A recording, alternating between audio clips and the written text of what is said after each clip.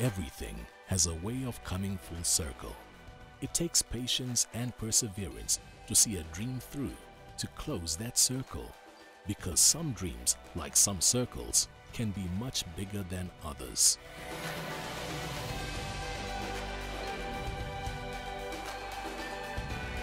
At AFGRI, we take a full circle approach to farming. This means being there for you each season from the beginning to its end. When it's time to harvest, AFGRI Grain Management handles every kernel of grain we receive with the same effort and care you put into its production. We share your passion, and as the harvesters roll across the fields, we too feel the excitement as the tons start stacking up. World-class secure handling and storage of grains and oilseeds rely on the precision and passion of our teams working at the various AFGRI grain management sites throughout South Africa and on the rest of the African continent. 3 service divisions operate within AFGRI Grain Management. With specialist attention to detail, you can rest assured that the best in the industry is handling storage, marketing and procurement on your behalf. With each sunrise, AFGRI Grain Handling and Storage serves to protect your precious harvest. For outsiders, grain production's toil may be hard to comprehend, but we understand. Every day's work and every decision you've taken culminates in the harvest. To reap the full benefits of your labor, we ensure that the integrity of your harvest remains untainted, stored separately according to quality and grade.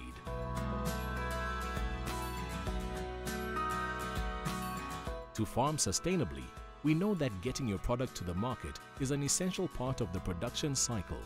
And that is why AFGRI Grain Marketing focuses on the procurement and sale of agricultural commodities. We offer various tailor-made marketing solutions as we stand by you to help make the best possible pricing decisions morning, noon and night, whether you buy or sell grain, irrespective of your trading location. Across Africa.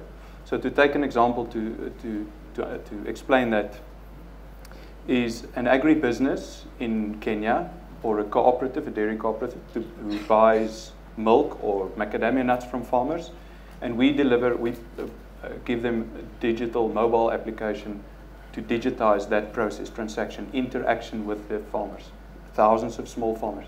And you can imagine doing business with smallholder farmers is risky and it's difficult, and so that's one example. The second example is precision farming to commercial farmers in South Africa, and where you can see hopefully by 2035 already these two converge into one, delivering some shape or form precision agriculture to smallholder farmers all across Africa, and with the aim of data-driven decision making. So enable farmers, big or small, to be able to use data, information, not megabytes data, to make informed decisions on their farm, quick and easy, when you need it, where you need it. Thank you. Tawonga, you love big data, specifically on those wonderful machines that you drive around on. Please tell us more about yourself. Thank you. So as you mentioned, my name is Tawonga Alex Siawara, member of the John Deere Sub-Saharan Africa branch, and it is a pleasure. Thank you for having us on today. In my role, I'm the product manager for the part of our business that works with technology integration, both on the equipment and off the equipment. So this is actually a special year for John Deere. We're celebrating 2 things. One, we have 100 years of tractors, and second, the launch of the S700 series combine. Now, how this is significant is, since John Deere first started with tractors 100 years ago with the Waterloo tractor, it was innovation to help the farmer make the most of their operation at that time, right? And with that, folks may have struggled with that transition from oxen to this kerosene-powered tractor. This year we also launched the S700 series combine, our technologically most advanced combine. And with that piece of equipment, we are looking at really the progression of artificial intelligence and machine learning that is actually helping the farmer when they're out on the field. Now, much of what we have been working on lately is also what happens with that data when it comes off the machine. Just like Mr. Milan here shared, it is becoming that much more important that farmers and ag service providers stay much closer to what's actually happening out in the field from a job execution quality, and beyond that, even the quality of decision making going into the coming season. So much of my role, much of what John Deere is doing these days, besides selling equipment, is also making sure that we are enabling customers with that data and information that they need, and also with their dealers and how they support them. So on the panel, we've got 3 service providers and 1 client.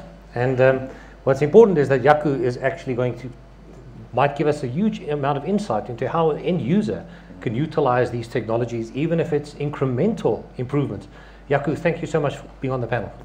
Thank you very much, Pieter. I'm a farmer, mainly a grain farmer. I'm also an eager adopter of useful technology, not technology, but useful technology. Why technology? Simply to make my life easier. So how does technology work to make my life easier? It makes me more informed, lets me make more informed decisions in time on productivity and effectiveness in my farming enterprise. Thank you very much. And Kobus, finally, please tell us about the wonderful work that you're doing on genetics and in making sure the farmers got stuff to put in the ground. That's great. Thank you, Pieter. Yeah. So firstly, I'm the Managing Director of Monsanto, a global innovative technology provider in the field of agriculture.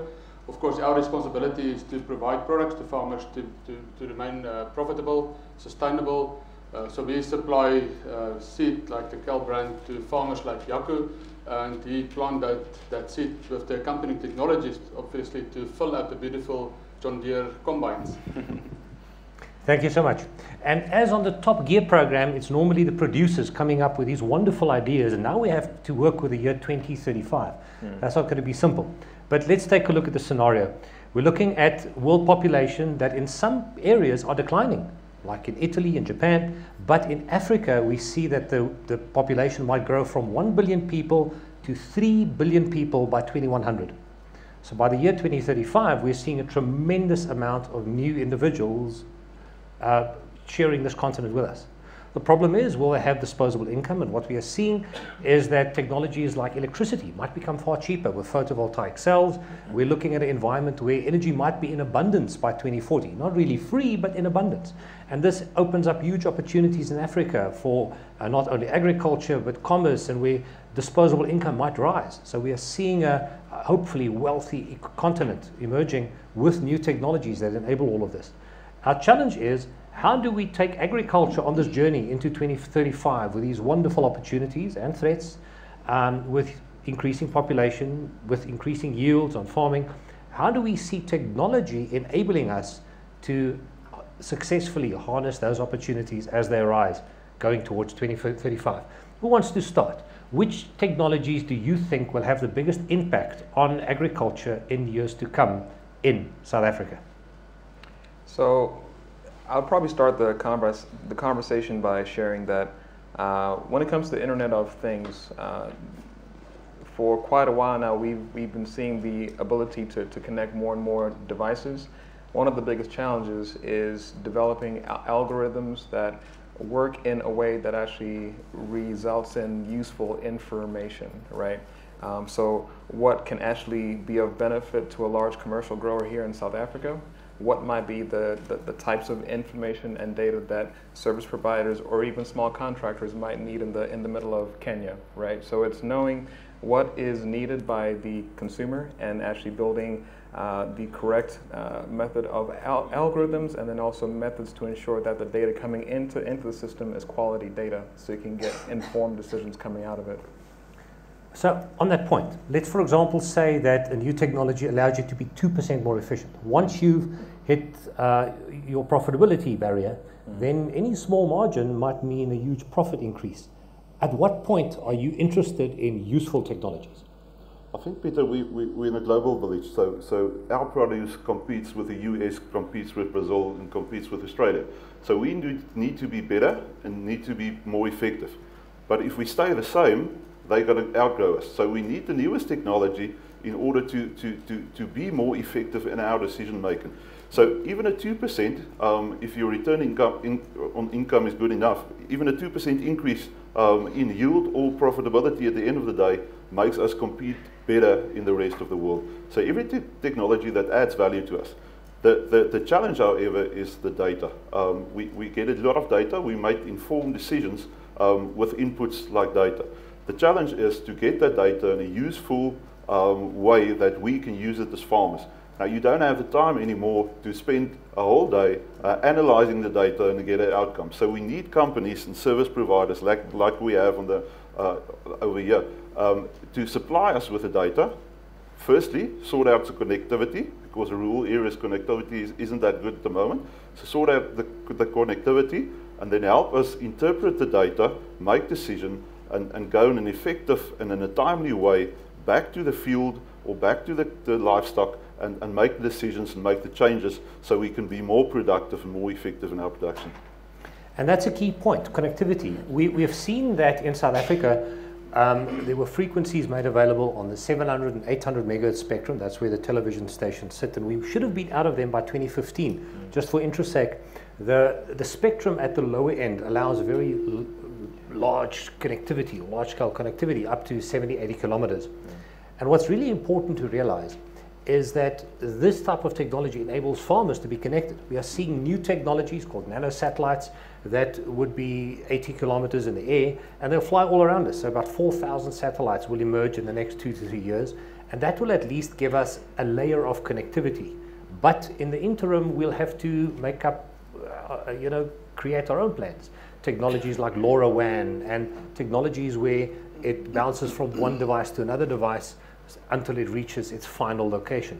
Wynand, on that point, what is happening in the connectivity space in your domain, and how do you see changes in the telecommunication infrastructure that would benefit the farming community? Yeah, so like you said, low-powered wide area network and NB-IoT, narrowband IoT will come, and it will make a difference.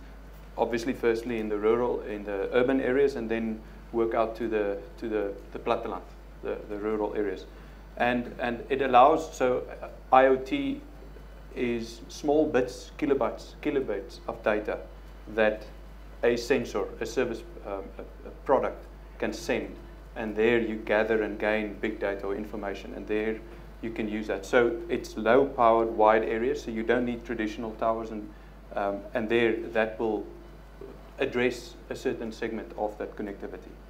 But yes, rural area connectivity, normal connectivity is a challenge, and but yeah, there are solutions coming.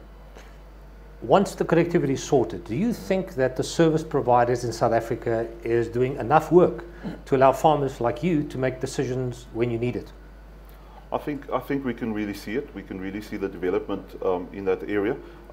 The challenge at the moment is you get different service providers with different data, and they don't necessarily talk to each other. So the next step is going to be, if we get the data, is to make the data talk to each other and get one solution, one holistic solution to be more effective. So the challenge is to get it together. So let's go on an interesting journey into the future, 2025, 2030. If you have connectivity, if you have IoT devices all around your farm looking at moisture, and you can tell your tractor go and plow the field, what would you like to see happening in the future? What type of data would you like? What is the ideal environment that you envision for a grain farmer? If I look at grain production, I think timely information on drought or irrigation or fertilization, or even if you pesticides and herbicides, timely information on that. I think that's a primary thing. In the livestock, I think in the future we will have microchips or nanotechnology that can measure the health of the animals and in a timely way inform you on this animal is not well. Please do this and this and this in order to do it. What we see with what's going to develop on the farms is we're going to use less labor, but we're going to use much more skilled labor. At the moment, the farming sector is employing the unskilled labor, and that's certainly going to change. It's already evolving, but in 10 and 15 years' time, that's totally going to change. What we also must remember is 15 years ago, we just started using cell phones.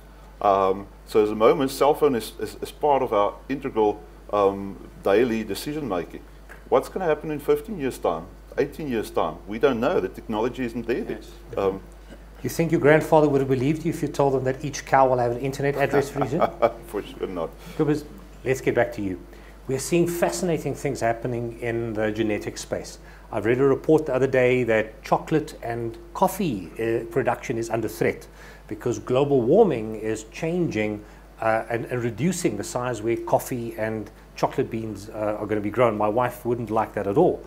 But they are changing the DNA of these cocoa beans and coffee beans to allow it to grow in other places. What's happening in terms of genetic research at Monsanto? Yeah, great. Thank you, Pieter. Yeah, so there are a couple of technologies that we will see that will take us up to 2035 and beyond. And most of these will be so-called disruptive technologies. So it will phase out certain processes, it will phase out certain skills levels that we have, as Jaco has mentioned. So there needs to be an upskill. So some of the trends that we see is in the field of genomics.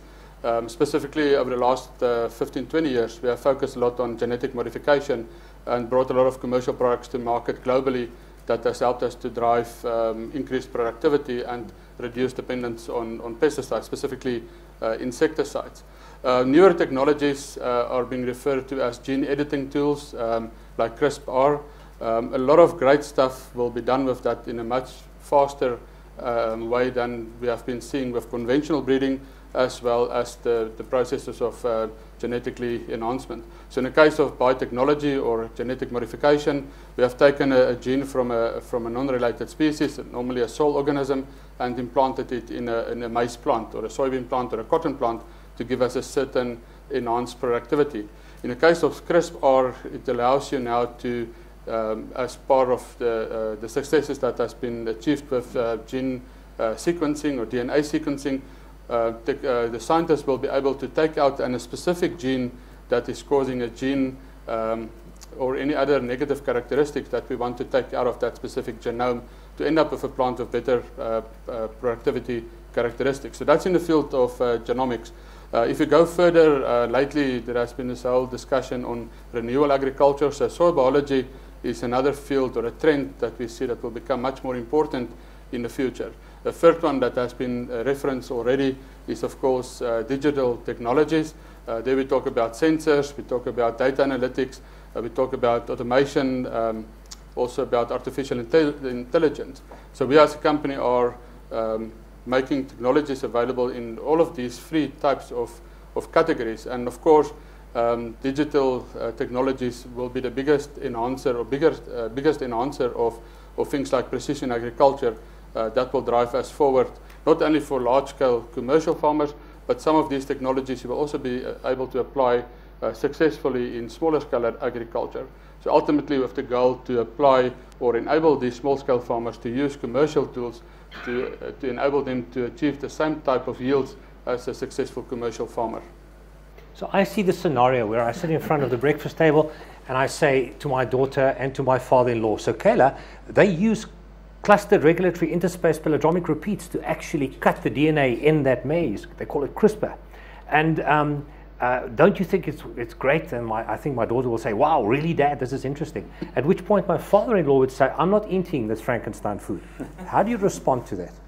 Yeah, so I think we have a history of more than 20 years where we were called various names and food referred to as Frankenstein food.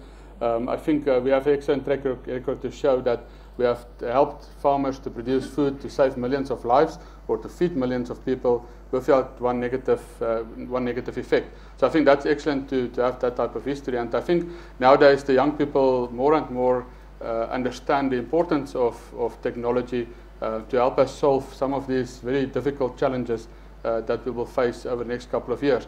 I think if you ask the older person in the Western Cape and you ask the younger person in the Western Cape, did they enjoy to take a 2-minute shower, they will definitely tell you no, because it's quite quickly, especially if you are bigger built and you have a lot of places to get to in that 2 minutes.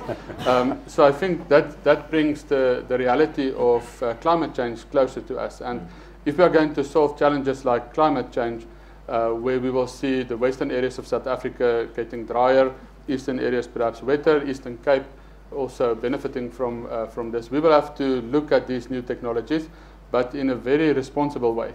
And if you look at all of these newer type of technologies, very highly regulated, and it goes through a very deep and scrutinous process to make sure that we bring only those products that ultimately will give a benefit to farmers, but are also safe to be used by a farmer, and then ultimately safe for the end user who will consume the products that will be produced by these technologies. And I assume that with these changes, you have cultivars that are resistant to a number of threats that they face.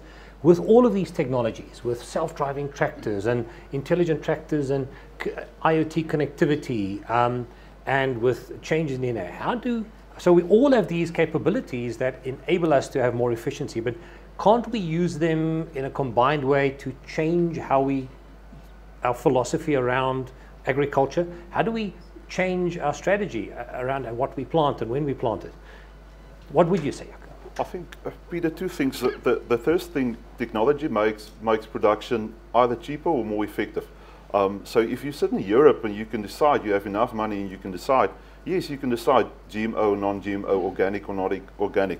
But if you have to feed Africa 3 million extra mouths to feed, you need a cheap food. In South Africa, we're food secure, but the figures say household food security is between 20 and 60% is not household food secure. So how can you get cheaper food to them? The only way is through technology. So then it's not a health benefit. If it's safe, and I think that's a primary thing, if it's safe and proven safe, you can get it cheaper to the guys. If we take a look at farming around the world, we're seeing a tremendous amount of subsidies in the farming community and space. And once you have a subsidy, then you're not as threatened by the changes of the environment. And here in South Africa, we know that the farmers have got a really uphill battle. That means you need to sweat every asset, make sure that you use every single technique you can in order to just get that slight bit more, because you are exposed to the forces of the market to an extent that other farmers around the world might not be.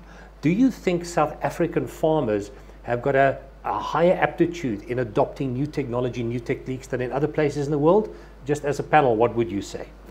Sure. So I'll start the conversation and share, prior to my assignment here in South Africa, I did spend a lot of time in the Midwest region of the U.S., and I will say by far technology is that much more crucial, and Mr. Manar might agree with what it takes for large commercial growers to be successful here in South Africa today. Given the impacts of commodity pricing, it is that much more important to ensure that with that same pass that's happening on your field throughout the year, you are putting in less inputs and you are getting higher yields. That's how farmers are maintaining their success. Any other comments? Yeah, so I think, and Jaco can add to that because he's a producer.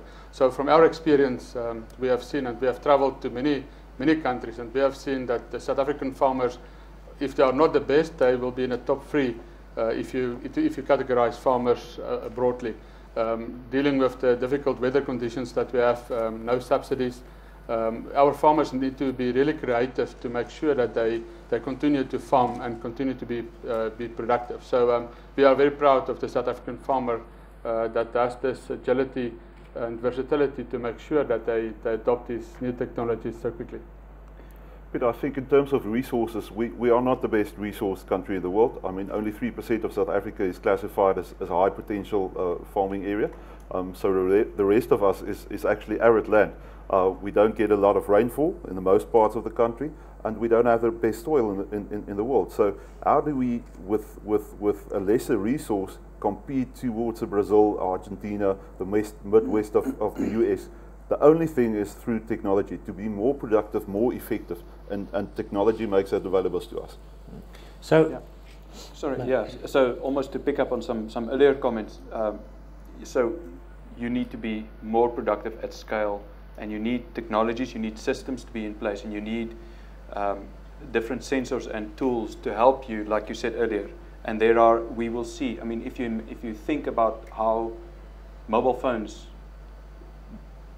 what the difference it made, and how it interacts, or how you interact with a phone in the last 10 years, how can we imagine what IoT or different sensors in agriculture and in the world will look like in 20 years?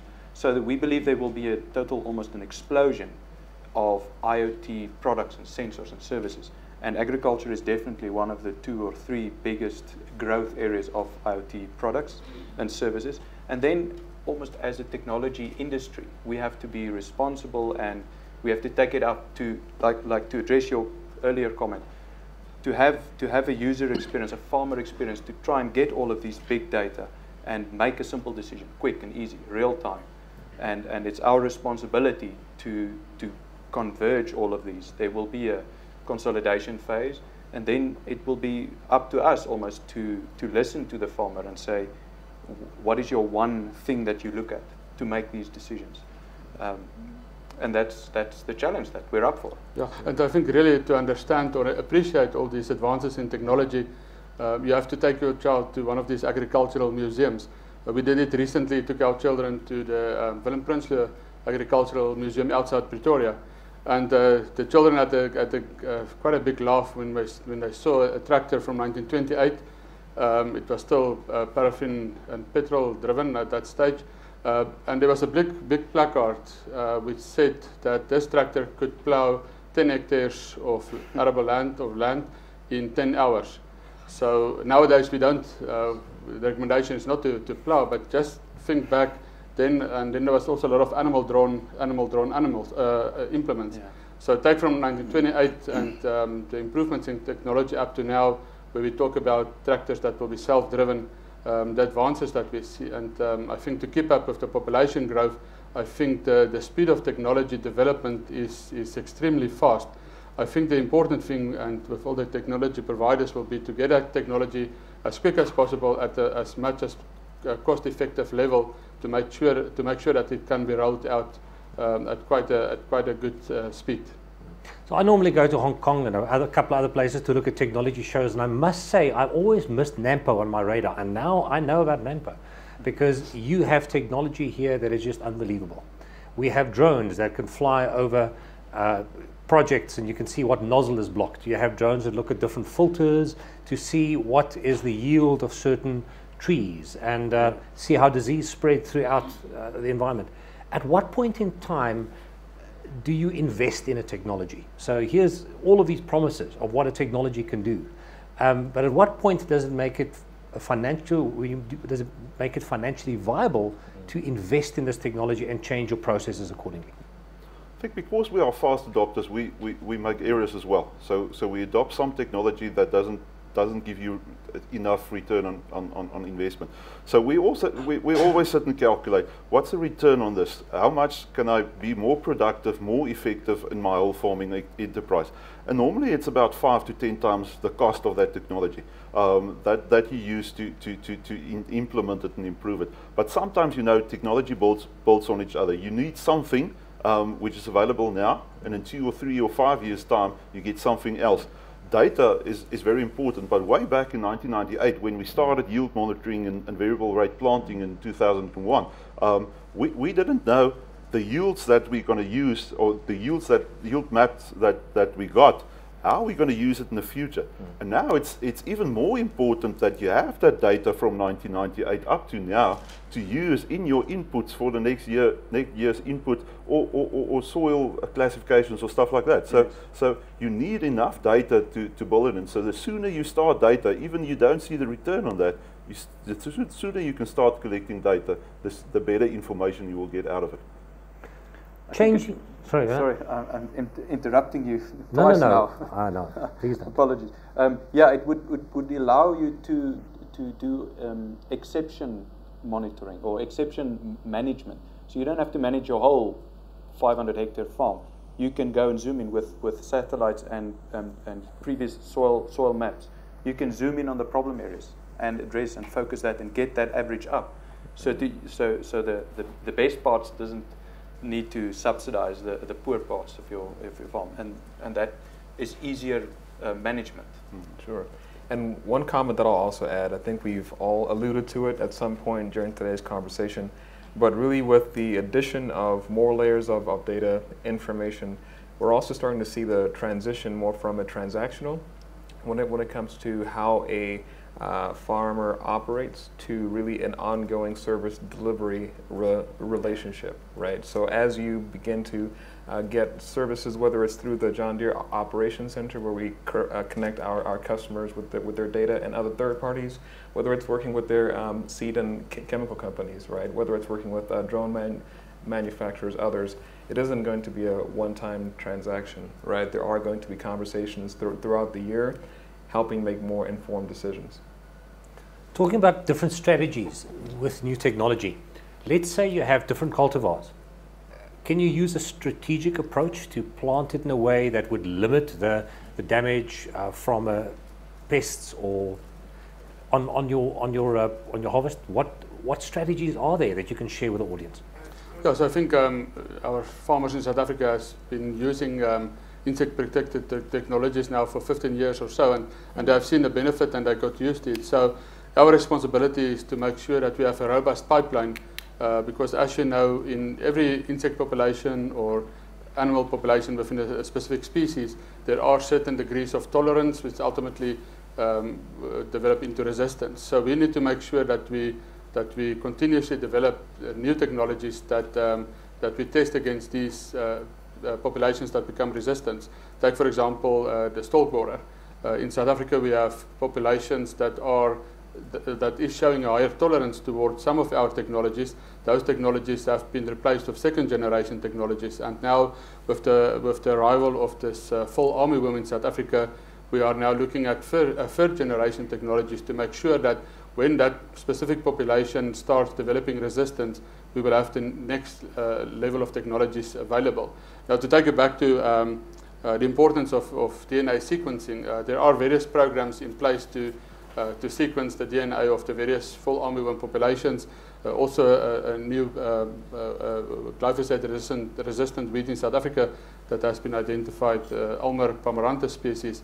DNA sequencing are important to exactly, in a very quick way, analyze and identify and basically to analyze to see if this pest, let's go back to the fall armyworm, exist over the genes to make this population resistant.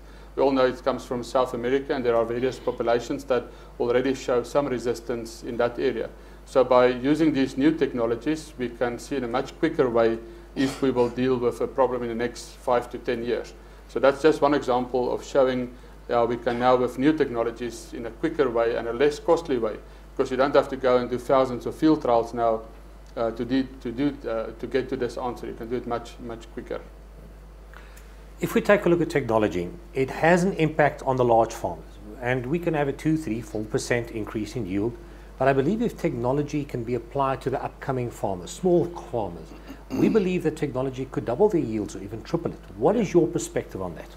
Yeah, definitely. So firstly, 60% of the world's unused land is in Africa, and one must acknowledge and keep in mind the difference almost between South Africa and north of the Limpopo.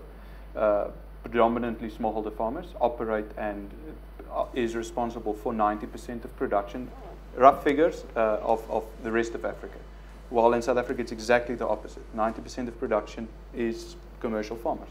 So, and these farmers are from the 1980s, 1990s, the African production year-on-year yield is pretty much, has been stagnant, it's been stable. So there's the opportunity, there's the unused land, there's these small farmers, there's technology that is being introduced, and exactly, it is possible to, with education and training, introducing new seed and fertilizer, providing subsidies to these farmers to make that decision or to make that planting and maybe make that change. And to increase that production on what he or she has is possible. And it's, again, the tool in your hand is Africa's almost ticket to participate and to lead, even in the 4th Industrial Revolution or then the precision agriculture, to participate in that, definitely. Gentlemen?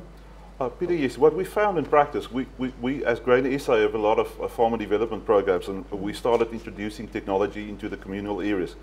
So what we did in the past, they used open pollinated varieties, which is, I mean, the technology in commercial side has moved far beyond that. Open pollinated control, no insecticides, no conservation agriculture technologies. We introduced new technologies of seed. They yield from 1 ton per hectare in maize to 6-7 tons per hectare. On the 1 tons per hectare, because a family uses about 1 ton per hectare per year, now they have 5 tons surplus, which they can sell. So you start developing the economy in the rural areas through technology.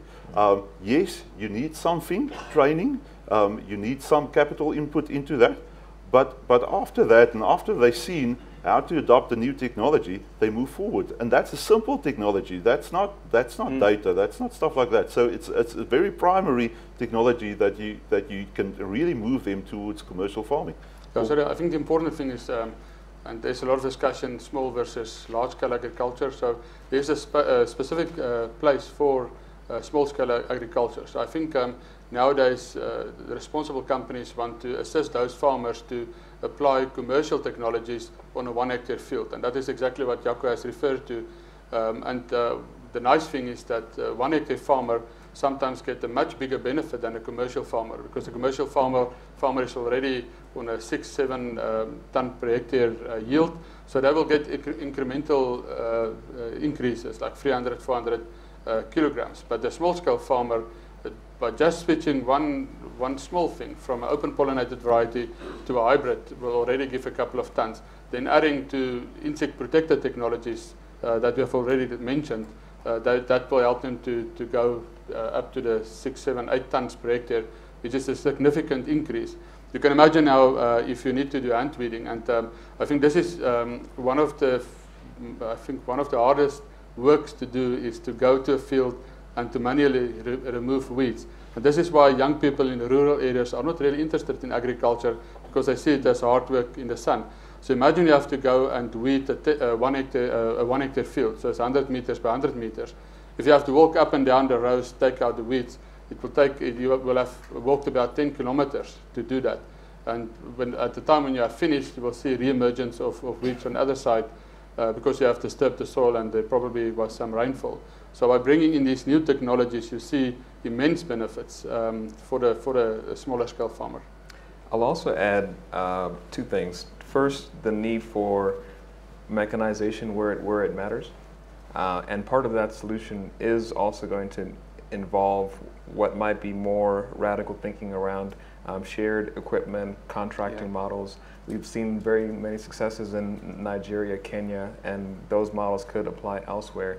And second, I also want to point out, across the continent, there's a lot of untapped potential when it comes to even software development, and how folks in that area can actually come up with innovative solutions to help access to mechanization.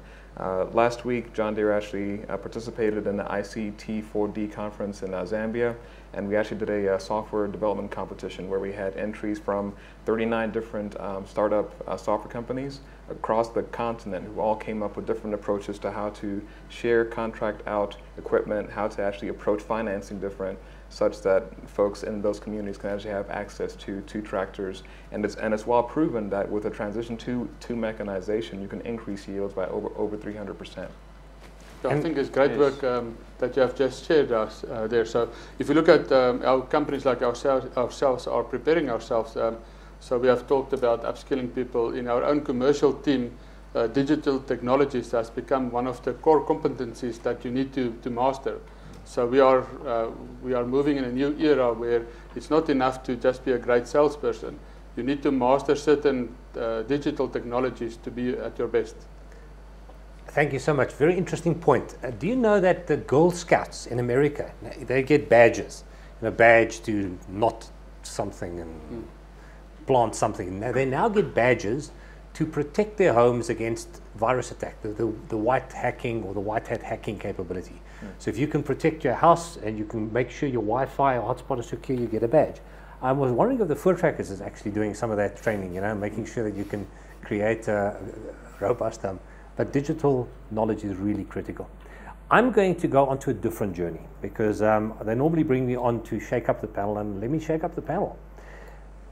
In the next couple of years, we believe that DNA analysis will be so cheap that you'll be able to do a DNA analysis for an individual for less than $10. Mine I paid about 2,000 Rand for. We believe in the next 5 years it'll drop to less than $10 or 100 Rand or so. This DNA analysis then tells me what type of foods is optimal for me to live a long and fruitful life. And unfortunately, although I loved my cultivars of Panma, and I could eat millipap in the past, and I tell you what cultivar was. That's why I don't fit in the Western Cape that much. But the problem is that my DNA tells me that I should not eat red meat, I should not eat maize, I should not eat wheat. I need to eat other things so I can live a longer and healthier life. With more and more people doing these analyses, a group of people are saying we need other staple food, quinoa, teff.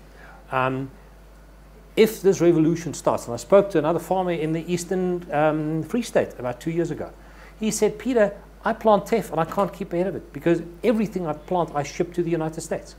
So these ancient grains, as they call them, what do you think is the opportunity for farmers to start realizing that planting just maize and just only focusing on that, whereas we're seeing a world that is becoming more knowledgeable and might start changing their diet in order to be healthier? How will that impact agriculture in South Africa?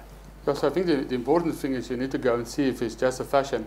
I think you have mentioned that you did your DNA analysis and there was a specific reason why you had to change certain foodstuffs that you eat. So, but I think in a lot of cases, and there are obviously places for these places, for people that can afford the additional rand or two to buy these exotic or prehistoric almost foods that have been available. With that, I do not say that it's wrong, but it will be a niche market, and there will be a group of farmers that today produce non-GMO grain specifically for a specific market segment, and we support with our products, our conventional products. We also participate in that segment. If we had access to these older technologies, even grain sorghum, we probably would have looked into these specific segments. But we as a role player are more involved in the bigger crops, soybeans, maize, where it's important for us to make sure as a whole there will be enough food. Some of the things that you have addressed may be due to certain allergenic reasons, and that is where gene editing may become important. So as you know, there are a lot of people that are gluten intolerant, for instance. So I think by solving that issue with like CRISPR, that will help a lot of people.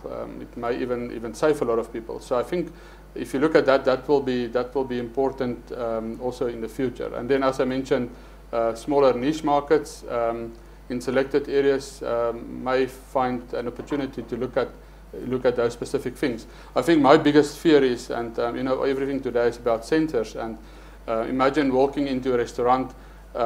You walk past the door and the chip somewhere in your shirt is scanned, and on the menu all of a sudden you see it's blank because they said you have exceeded your calories for a day. So we also need to make sure that these technologies does not go too far and discriminate unfairly to some of us. You need to go to another restaurant. Peter, what we've seen, there's a university in the US that's produced meat in a petri dish, and they made a hamburger patty. The cost of that hamburger patty was about $2.5 million. So wow, that's more than the stuff I pay. Yeah, it's a bit reckless. I don't think the Steinhoff guys can afford that even. But still, if you take that $2.5 million, they say if you commercialize it, you can bring the cost down to about $65 per pound. Which is still way more expensive. But then you have only meat. There's no fat in it. So you still have to add fat to add the tastiness and the moisture. So then you can grow something that's really individualized to yourself. So maybe in the future we won't have animals anymore. We won't have the animal husbandry. So there's a lot of things we still need to learn. If we look at soil biology, 1 teaspoon of soil has more microorganisms in that the total population of humans in the world.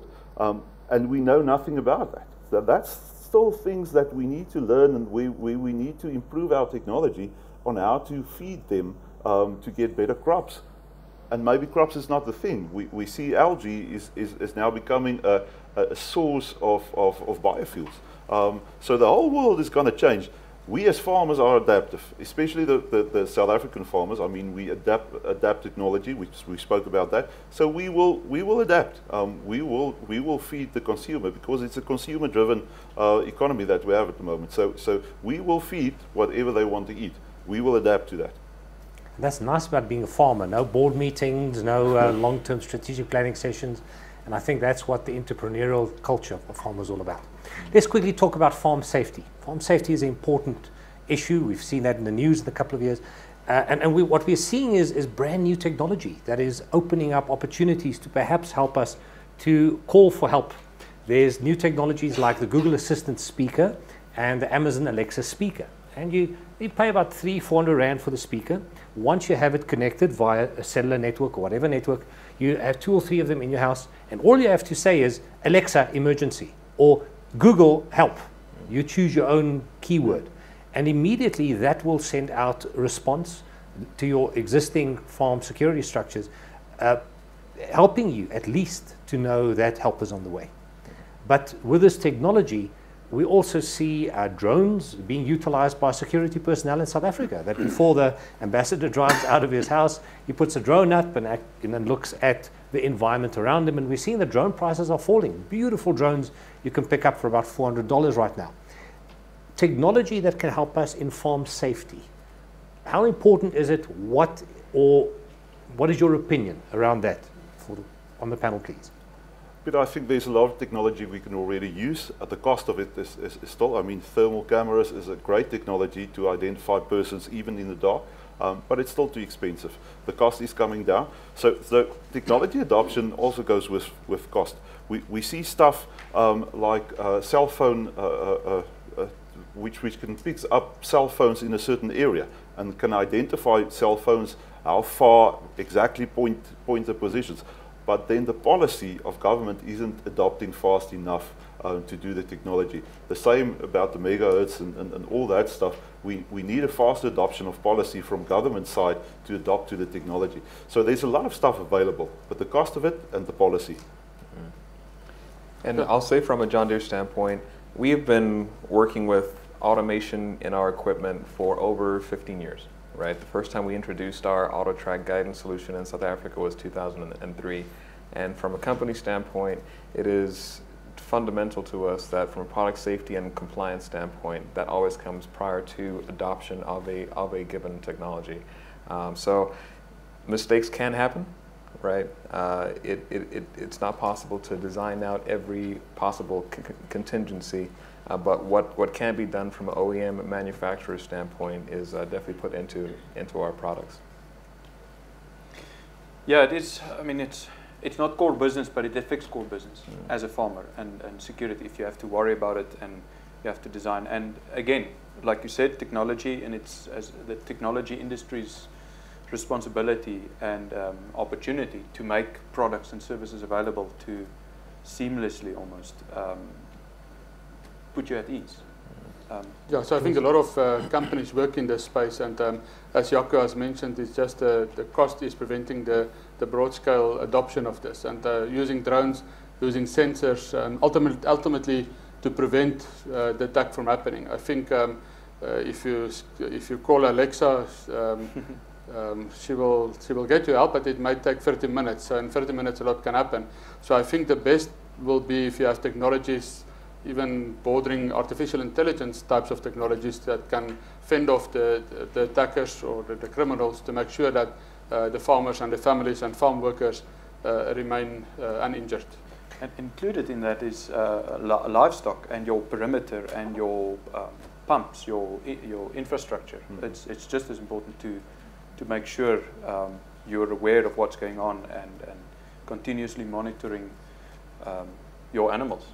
Your assets. What we're seeing abroad is that you even get cameras that have artificial intelligence built into the camera, and it'll only trigger it when it sees human movement. So any other movement it ignores, but only sends human movement. But in a bandwidth poor environment, we might have to look at other locally bred opportunities to enhance the farming security environment. What I want to know is, how long do you think before you can talk to your tractor and say, go and harvest, or the harvester to go and harvest the area? When are you doing Alexa integration into your John Deere tractors? Anytime soon? So if you read between the lines of a lot of the technology that John Deere has out there today, I mentioned guidance earlier. We've had smart camera technology for quite a period of time. One product that we're talking about this year is our camera-driven guidance for the actual tractor also. And if you read between the lines, everything's pointing towards automated tractors, correct? And the assumption would be, if a piece of equipment is in an open field, there might not be too much to worry about. That's a safe environment to actually operate.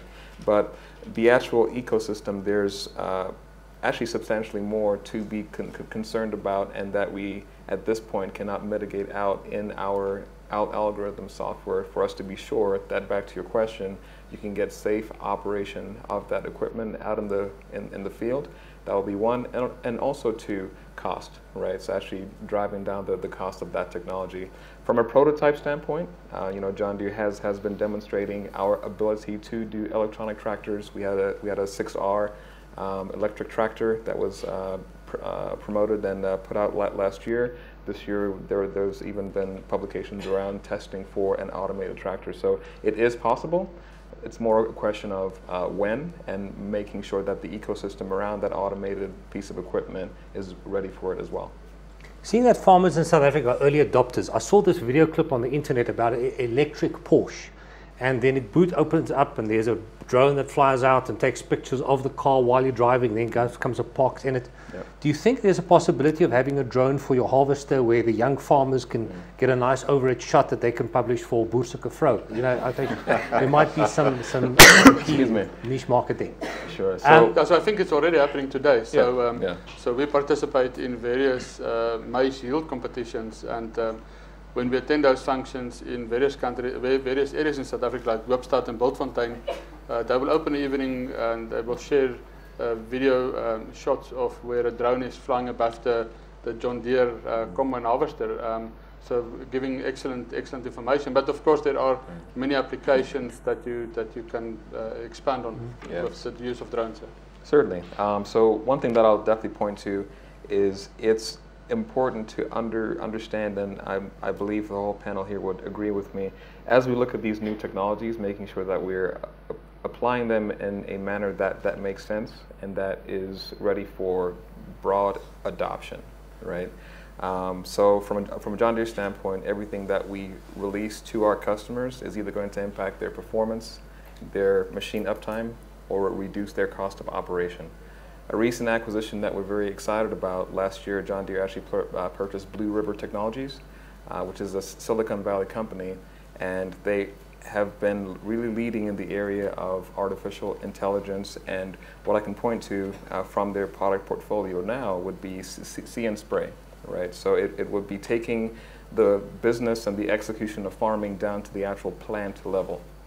And with See and Spray technology on sprayers, now you're talking about applying the exact amount of product specific to the actual plant. So you can actually see what has been a 90% reduction in over-application of product, which one saves that customer on input costs, and also two, from the standpoint of disease control and prevention, we are making sure that we are applying product where it's needed. What I find is that farmers fly drones far more often than anyone else, mainly because they are not allowed to fly them. So when is the first guest house on a farm coming up and saying, come to my farm and you can fly drones the entire week? I think there's a lot of people in the cities that would love to do that, and then they can actually do your photography for free while you charge them money for it. So wonderful opportunities lying ahead. We're getting close to our hour, but I'd like to ask each one of you, how do you see the future, the opportunity of technology in South Africa, and your personal aptitude about where technology will lead us in years ahead? Maybe start with you, Cobus. Yeah, so Monsanto is now being acquired by another great company called Bayer, and we believe that these two companies together will lead the technology innovation process in the specific fields that we are involved with. A couple of things that I've mentioned, digital technologies, which will become much more important for us. We are also the owners of a company called Climate Corporation. So it was mentioned earlier that we need to start integrating all the information that we have available and start analyzing that data to get to a significant or a meaningful result. If you look backwards again to our sales operations, today we make use of predictive analytics using many years of data, because we go direct to the farmer in South Africa, and we can start predicting when a farmer will make his purchase decision, when he will take delivery of the seed, which specific type of products he will take delivery of.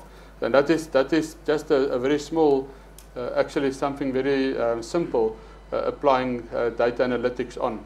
Now, if you look at Climate Corporation, where they start adding all the data together, all the different layers of fields or maps that the farmer have access to, we can start developing algorithms to help the farmer to make the correct decisions, not only gut feel decisions, but correct decisions, ultimately to mitigate the risk of climate change in the future.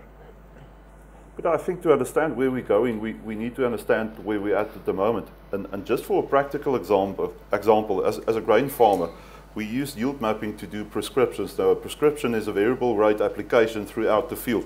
So using all three the suppliers around here, we use a tractor that's automated, auto steer on. So the only time you actually could take the wheel, technically, is when you turn at the end of the field. But there's even technology that makes that turn automated. So you just push a button.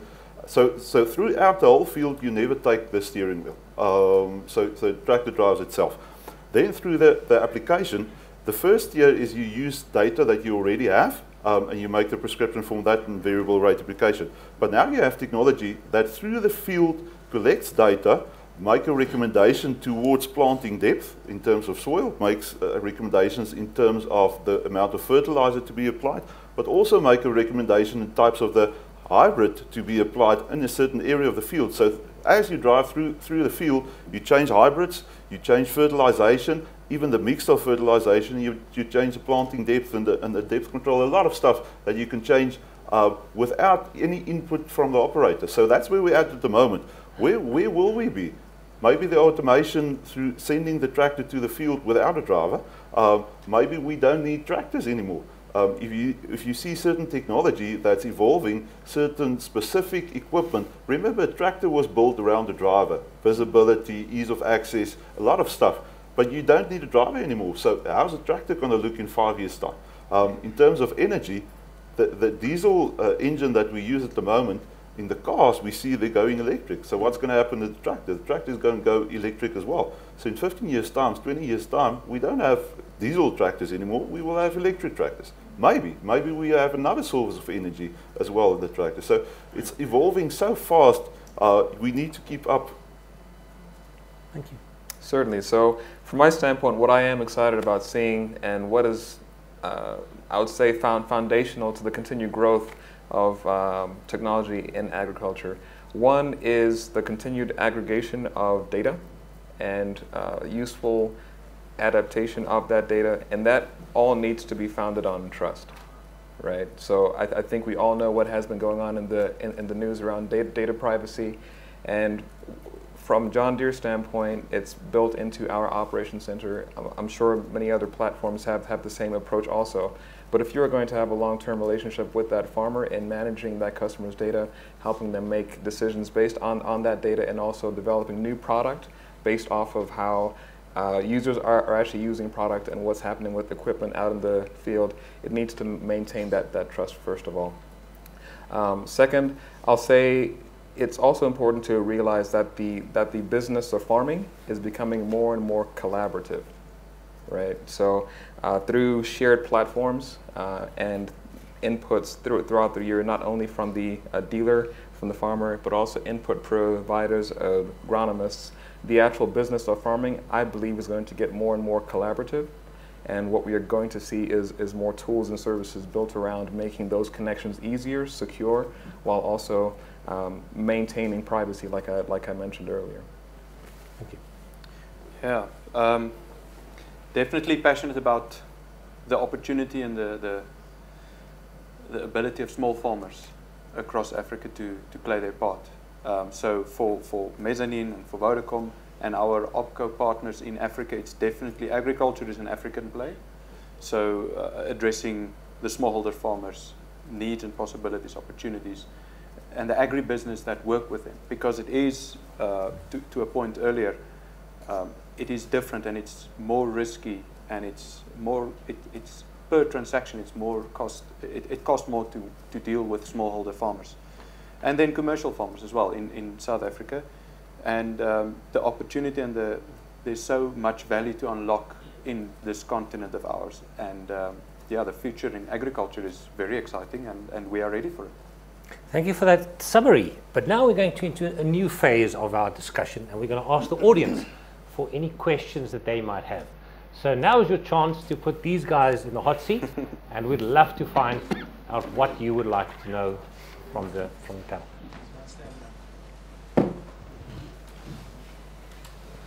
Wessel Lemmer from Absa Agribusiness. I think my questions may be to the panel and specifically to Vodacom, and that is our limitations on access to sufficient bandwidth to support these new technologies. In a time span of 10 years, when will we see that we have sufficient bandwidth introduced in South Africa? And what is the regulatory barriers to that to overcome within government? Yeah, you've correctly put me on the spot there. So I'm the farmer in Vodacom or in Mezzanine, not the networks guy. So we've mentioned earlier the growth of narrowband and the application of, or the use of that with these sensors that needs to transmit bits, not big data at a time. So frequently little bits.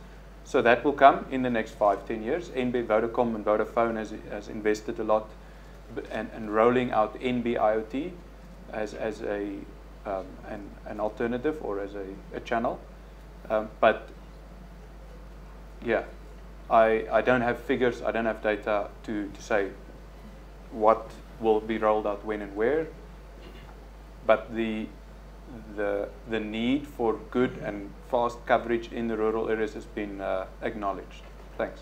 To perhaps answer the question, I spoke about the 700 and 800 megahertz frequency. So currently our 2G network, very old technology, works on 900 megahertz. You can put up a base station, 50, 60 kilometer range. If you go lower in the frequency ladder to about 700, 800, you actually get a wider coverage. And because of the new 4G technology, we can use the spectrum far more efficiently. In Africa, there are 12 countries that have already rolled it out. Under Tanzania, Rwanda, Uganda, Somalia, and South Africa, we are 5 years behind them. Why? Our government is not making the frequencies available to the operator. So if the operator wants to provide the same level of coverage, it needs to build 10 times the amount of base stations because the frequency they've got access to is high up the ladder at 2.1 gigahertz and at 1800 gigahertz. So the only limitation to you not having connectivity is the government communication. 11 ministers of communication over the last 20 odd years, and the problem is that they haven't freed up the television spectrum so that the operators can use them. But now the government is saying, hold on, we want to build this big ooper duper super network, and we're going to take the spectrum from the operators and they'll have to give their infrastructure into one company. That's called the WAN, or the Wide Open Area Network. And this is the legislation or the white paper that has been put in front of Parliament for the last 2 years. And no one really has certainty. The moment that the government gives certainty, the network operators are already ready to roll it out. They simply add on a new antenna onto their existing base stations, and a lot of people will have coverage. So there's one limitation in South Africa, and that is the Department of Communications. As simple as that. Pieter, to add to that, how does it affect the business? The moment you can't compete with 12 countries in Africa with the rest of the world, your cost of doing business is a lot higher, and you can't compete. So for us as farmers, now all of a sudden, if the technology, if we are not the first tier or the second tier of technology get into South Africa, we can't compete with a Brazil and an Argentina with better resources. So that definitely affects business in South Africa. Let's convert the argument into politics speak, if we may. They've done studies in India where they showed that connectivity raises GDP figures. There's an estimate that the fact that we didn't have these frequencies had a negative impact on the GDP of South Africa to the tune of 1 billion rand. That's 1 billion rand that could have created more jobs, the circular economy. It could have created far more taxes. What happens if the population is becoming poorer? They turn against the ruling party. They are shooting themselves in the foot by using this legislation. I believe that if they wake up and they realize the impact it has on the economy and even on their support, they'll quickly realize that making these frequencies available is to everyone's benefit. But that's a debate that we'll have to have with them, and we continue having with them. I'm just making sure that you understand what the context are in terms of that. Any other questions? Sorry that I'm jumping in for the panel. I just thought I'd give you the context. JC from Aerobotics. Questions for any or all of you. I know in 2018, I see you guys have looked at the drone space and in the precision agriculture side of things. What by 2035, what would you expect and what would you want from the drone analytics and drone data? What would be the best and ideal that a farmer can expect by 2035? So by the way, the wonderful technology that we spoke about, I heard it from a bank this morning, and they were speaking about that company. So well done for being one of the South African innovators and allowing the space to happen. And it's a wonderful question. Yeah. What would the farming community want, and how could they adapt their technology to suit your needs better? Please. I would say drones can add a lot of value on fruit production, so managing fruit trees and managing fruit. Exceptions again, focusing and zooming in on the problems, and almost forecasting. Imagine, I mean, it's counting fruit and managing. So at the moment where we manage a farm or manage a hectare, and the hectare is an identity, a block of plums can be an identity, what you manage, and its profit and loss and income and expenses. And now you can go into managing, like you said, a cow with an IP address, a tree with a 3x3 meter and a zoom in, and you can manage each tree. Imagine that. Then you can really get your production and productivity on a micromanagement level. I think I'll also add, from a John Deere standpoint, part of our approach to the Operations Center in allowing customers to manage data was also the appreciation that it does not make sense and it's not practical for us to try and develop every solution for every customer. So part of it, like I mentioned earlier, is going to involve more collaboration, more shared spaces, because at the end of the day, you have Mr. Manar here. If we were to bring 3 other farmers, they would likely give you 3 different answers as far as what their niche requirements and applications are, right? So I think it's really going to depend by segment and also customer. I think by 2035, I don't want to see drones anymore. I want the satellite technology to be good enough to do the same work real time that we can do with the drones at the moment. I think in the interim, getting there is managing and actually doing the health of livestock. I think that's a good thing. The health of plants, cropping. Also maybe made recommendations to fertilization, insecticides, herbicides, which you can do at the moment, but to a much larger and a much more extent scale, and to be automated. We can't be sitting there as farmers or as service suppliers flying the drones, so it needs to be automated for the interim. But 2035, no more drones. Because I think the important thing is as simple as possible. So our technical manager has just recently sent 2 team members on a course. I think it was a 4-day course at quite a significant amount of value. To go and experience this, we bought a drone ourselves as a company, one of the bigger ones, to play with it, to see what are the benefits, to take high quality visuals, but at a lower cost.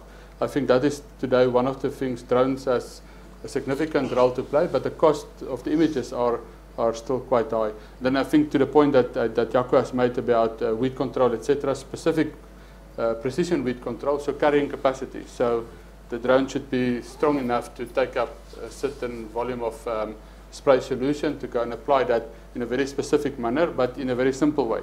I think earlier today we have heard in another discussion that tractor drivers are being headhunted. One would have never thought that would happen, but it's such skilled people that they have become very sought after.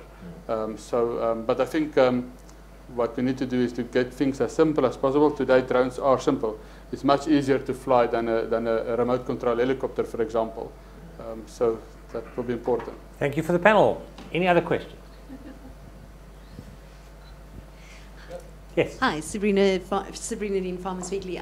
Earlier on, I'm not sure if I heard correctly, Quibus, I think I got the impression you're saying we are going to soon reach the point where we can actually engineer the wheat, as an example, so that people who are gluten intolerant will be able to eat normal bread made from gluten-free CRISPRed wheat.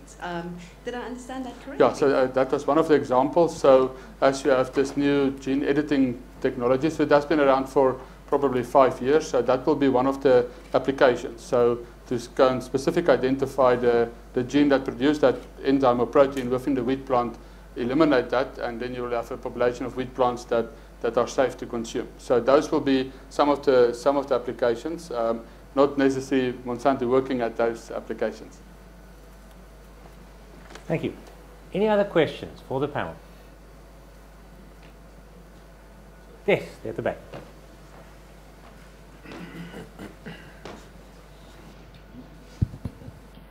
Good day, I'm Art Phillips from RBI Technical Solutions. We do a lot of work with Vodacom, and the past 2 years we spent a lot of time on the drone technology.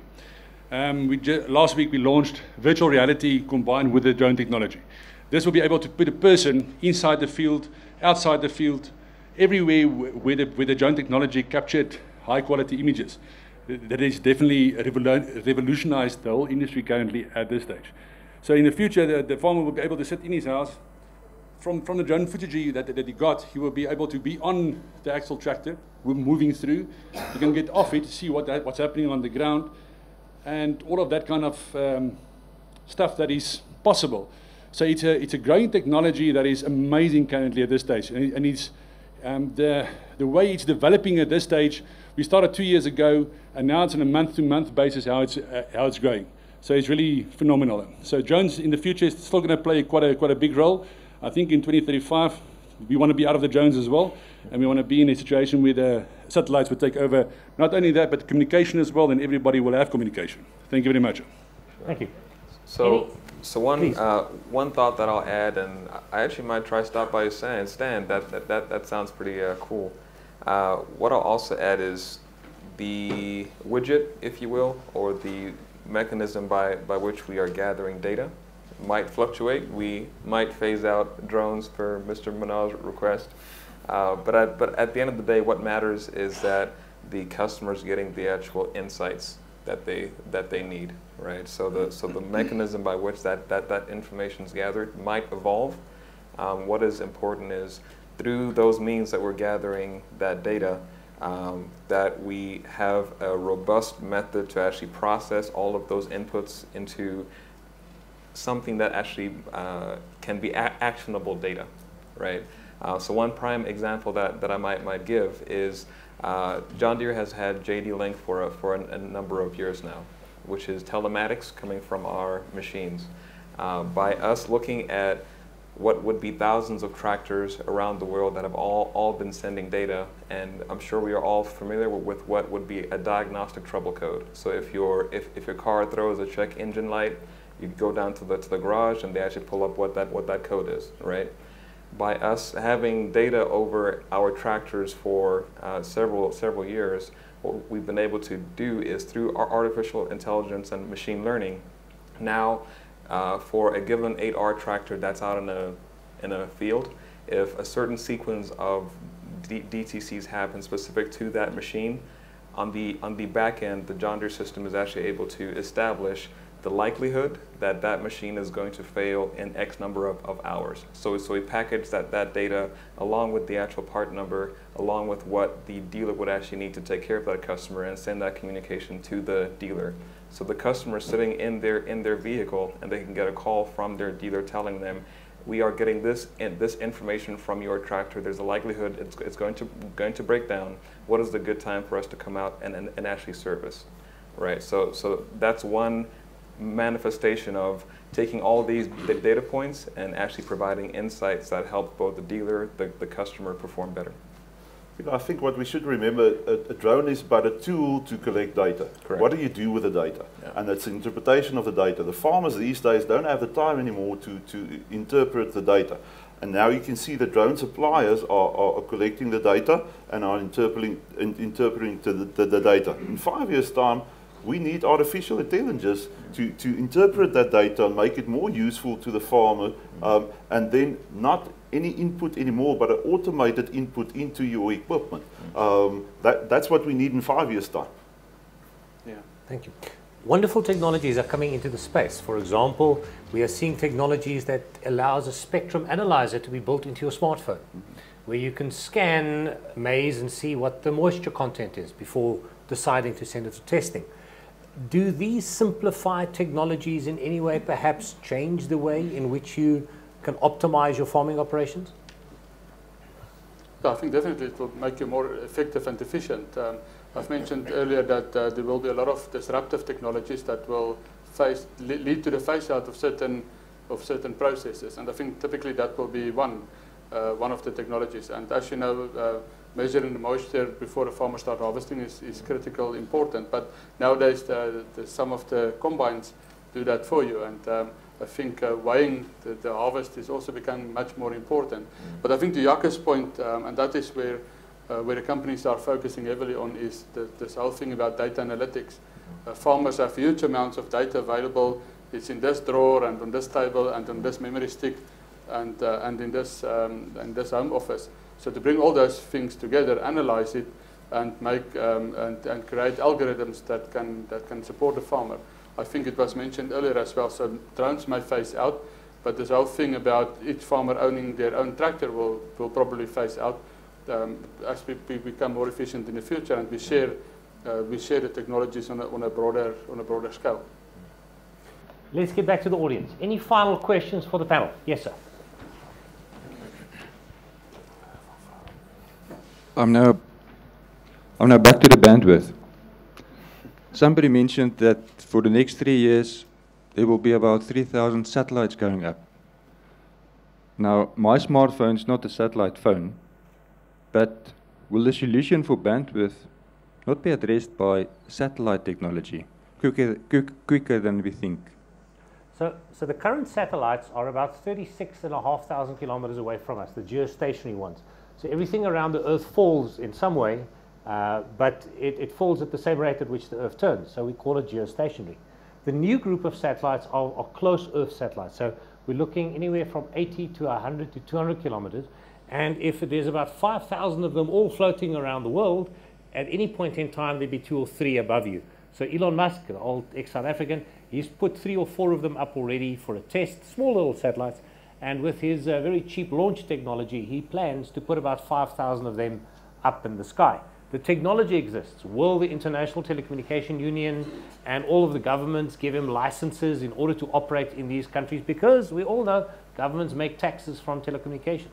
But if they go beyond that and allows this level of connectivity, we hope you won't get high speed connectivity for everyone, but at least there will be connectivity. So it'll have a huge contention ratio, the amount of people using it. And what we are seeing is that sometimes even existing technology can interface into it. Just for interest's sake, there's the Google Loon project. Very interesting if you want to look at that. It has exactly the same base station on that balloon that what Vodacom is using on the ground. So you no longer have a base station that's 15 kilometers in that direction. You have a base station that's 15 kilometers in that direction. And that's about 15 or 16 kilometers, and is being used right now in more than 20 countries, where it's utilized in mountainous areas in order to provide connectivity.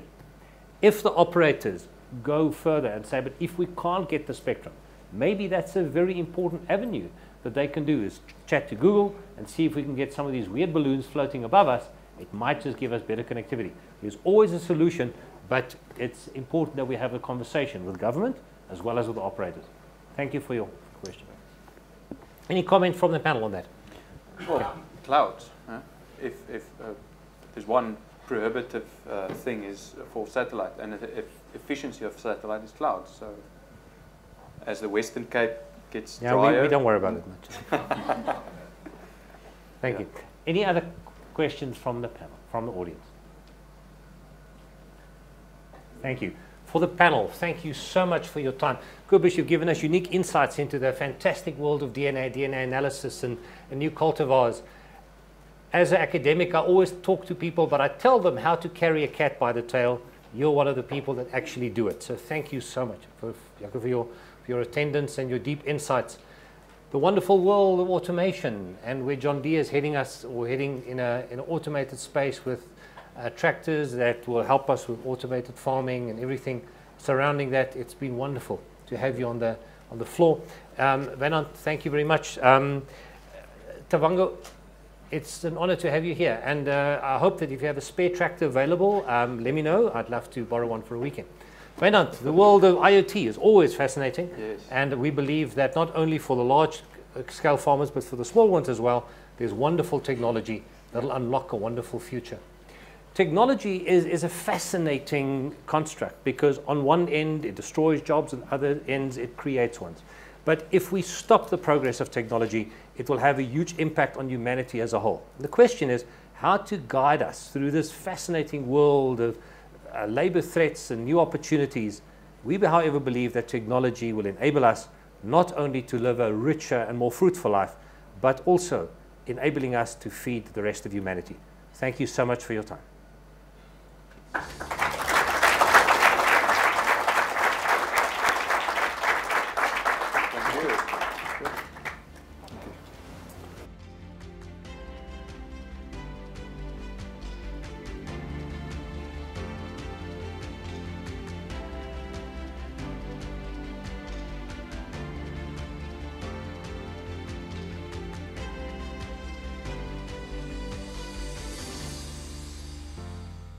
Het is vir ons 'n wonderlike voorreg om weer eens deel te wees van Nampo 2018.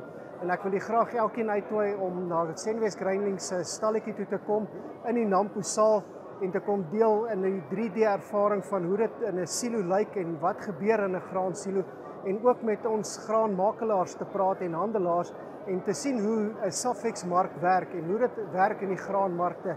Dis werklik waar opwindend. Ons het 'n opwindende kompetisie ook. Daar's 'n bootreis te wen en ek nooi elkeen uit om die dag hier saam met ons deur te bring.